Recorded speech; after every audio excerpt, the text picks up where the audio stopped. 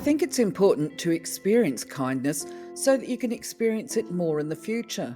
I believe that patterns of emotional behaviour are set down before adolescence, and I think that if you have not observed kindness, you will not recognise it. You have to experience kindness in order to be kind. It really is a blessing when two people who are so full of dignity and kindness and really live to make the world a better place get together. One of the lessons I learned from him was to never mistake kindness for weakness. Love has an enormous number of connotations, and if somebody is a person who does kind acts as a way of life, if they are generally disposed to being caring and loving and doing things for other people, then kindness is a much stronger word than we make it out to be. The best advice is often the compliments received, and they are often about an associate who did something exceptional. I tell my teams that it's the random acts of kindness, the unexpected, that people remember most. Kindness is weak when you use it in a self-serving manner. Self-serving kindness is thin. People can see right through it when a kind leader has an agenda. I want everyone to know what they deserve in relationships, that they can demand equality and kindness, because everyone will have a relationship at some point in their life. It's what we all do every day, and we need to know how to do it. Every day some act of kindness comes my way, even if it's just someone opening the door. It happens every day if you keep an eye out for it. Keeping an eye out, that's the key. The way I stand up to bullies is with kindness and love, because I think that's what they really need. They're misunderstood and probably really upset themselves. In the face of unspeakable evil, our whole nation must respond with countless acts of kindness, warmth, and generosity. I think people are willing to talk about anything if you come to it with kindness. Kindness boggles my mind. It's the only force in nature that increases simultaneously for the giver and the receiver. The world is part of us, and we are part of the world. Even through the smallest acts, we can demonstrate that. I believe in the human spirit, in the kindness in all of us, and I am hopeful for this world. One of the magical things about kindness is that it's what we nerds call a happiness aggregator. People confuse kindness with being nice, and they're very different.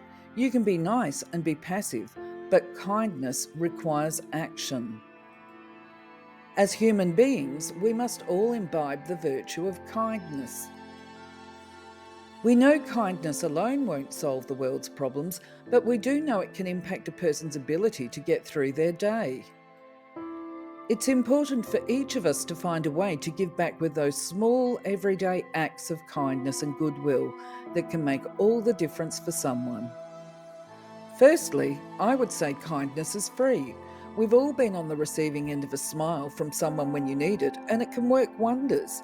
And secondly, take risks. Sometimes the very thing you fear is actually what you need to do. We need to see kindness, and we need to see empathy and compassion. That's something we need to see in leadership as well.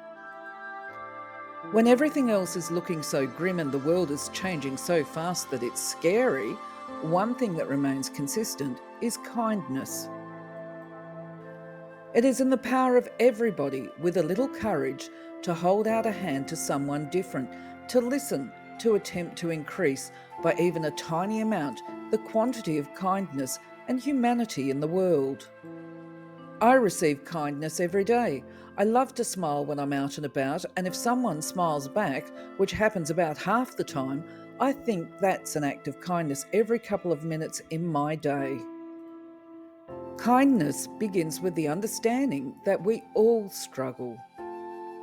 Unexpected kindness is the powerful, least costly, and most underrated agent of human change. Constant kindness can accomplish much. As the sun makes ice melt, kindness causes misunderstanding, mistrust, and hostility to evaporate. Kindness makes you the most beautiful person in the world, no matter what you look like. 3 things in human life are important: The first is to be kind, the second is to be kind, and the third is to be kind. Being able to love who I was while also understanding that I deserve to be treated with kindness helped me create a more positive and happy environment for myself. Attitude is a choice, happiness is a choice, optimism is a choice, and kindness is a choice. Being kind means responding to the needs of others, and people can be kind no matter how old or young we are. Tenderness and kindness are not signs of weakness and despair, but manifestations of strength and resolution. There are two ways of spreading light: to be the candle or the mirror that reflects it. If your compassion does not include yourself, it is incomplete. Be true to yourself, be kind to yourself, read and learn about everything that interests you, and keep away from people who bring you down.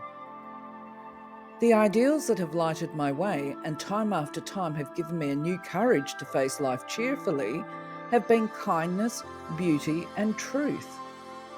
There is nothing so rewarding as to make people realise that they are worthwhile in this world.